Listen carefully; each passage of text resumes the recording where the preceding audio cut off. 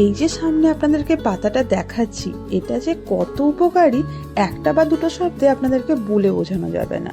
আমাদের brain, skin, চুল আর হজম শক্তিতে এটা ভীষণ উপকারী। কে কে চেনেন বা দেখেছেন এই পাতাটা অবশ্যই জানাবেন। আর নামটা কি বা কি কি রেসিপি এই পাতা দিয়ে বানিয়ে নেওয়া যায় বা আপনারা খেয়েছেন সেটাও কিন্তু কমেন্ট বক্সে লিখে জানাতে ভুলবেন না।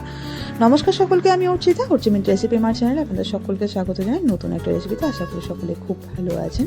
পাতাগুলো আমি ভালোভাবে কেটে নিয়েছি, গোড়াটা রেখে দিয়েছি টবেই, এবং তারপরে শুধু পাতাগুলোকে কেটে সেগুলোকে ভালোভাবে ধুয়ে নিয়েছি এবং এগুলোকে ছোট ছোট কুচি করে কেটে নেব। যদি ধরুন কখনো বাজারে এই পাতাটা আপনারা দেখতে পান, দ্বিতীয়বার চিন্তা না করে কিনে নেবেন, কারণ এটা যেমন স্ট্রেস এবং অ্যাংজাইটি কম করতে ও ঘুমাতে সাহায্য করে, ঠিক তেমনই হেয়ার গ্রোথ আর রক্ত চলাচল বা ব্লাড সার্কুলেশনও ভীষণ উপকারী।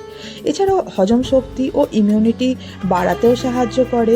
আবার যদি ধরুন কারোর আমাশয় বা পেট পরিষ্কার হচ্ছে না, তাহলে কিন্তু কাঁচা পাতায় 4 থেকে 5টা খেয়ে নিতে পারেন 3 দিন জলের সঙ্গে খালি পেটে, তাহলে কিন্তু এটা ভীষণ কাজে দেবে। আমি আজকে যে রেসিপিটা বানাচ্ছি সেটা হচ্ছে এই পাতাটা দিয়ে একটা বড়া বানাবো। এটা আপনারা বেসন দিয়েও করতে পারেন, বা আমি যেরকম আগের দিন মুসুরির ডাল ভিজিয়ে রেখেছিলাম, ডালটা নরম হয়ে গেলে একটা ব্লেন্ডারের মধ্যে ওই ভেজানো মুসুরির ডালটাকে দিয়ে তারপরে লঙ্কা, বেশ কয়েকটা পরিমাণে রসুন এবং অল্প একটু নুন দিয়ে ভালোভাবে মুসুরির ডালের একটা পেস্ট বানিয়ে নেব। এবার যে বাটিতে পাতাটা কুচি কুচি করে কেটে রেখেছিলাম সেই বাটিতে এই মুসুরির ডালের পেস্টটাকে ট্রান্সফার করে নিয়ে দিয়ে দেবো ওই ধরুন একটা মিডিয়াম সাইজের পেঁয়াজকে এরকম ছোটো ছোটো করে কুচি করে কেটে নিয়েছি, এবং পুরো পেঁয়াজের কুচিটাই কিন্তু এখানে লাগবে। এবারে সমস্তটাকে খুব ভালোভাবে মাখিয়ে নিতে হবে।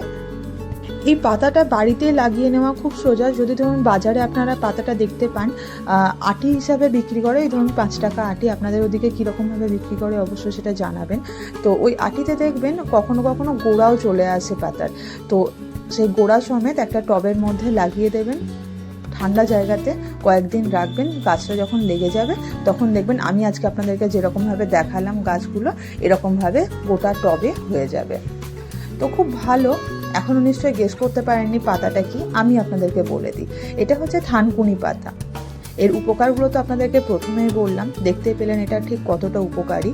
আর একটা কড়াইতে বেশ খানিকটা পরিমাণে তেল গরম করে নেব, এবং তেলটা গরম হয়ে গেলে তাতে অল্প অল্প করে বড়া আকারে এগুলোকে ছেড়ে দেবো, এবং তারপরে দুই সাইডটা খুব ভালোভাবে গোল্ডেন ব্রাউন কালারের হয়ে গেলে তখন সেগুলোকে কড়াই থেকে তুলে নিতে হবে। গ্যাসের ফ্লেমটা কিন্তু মিডিয়ামে রেখে ভাজবেন, না হলে ওপরটা খুব সুন্দরভাবে ভাজা হবে, ভেতরটা কাঁচা থেকে যাবে। ব্যাস, তাহলে দেখতে পেলেন থানকুনি পাতার বড়া বানানো ঠিক কতটা সোজা।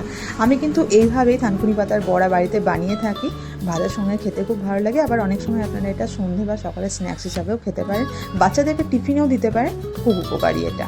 আশা করছি ভালো লাগলো রেসিপিটা। ভালো লাগলে অবশ্যই লাইক শেয়ার করতে ভুলবেন না। ভালো থাকবেন, সুস্থ থাকবেন।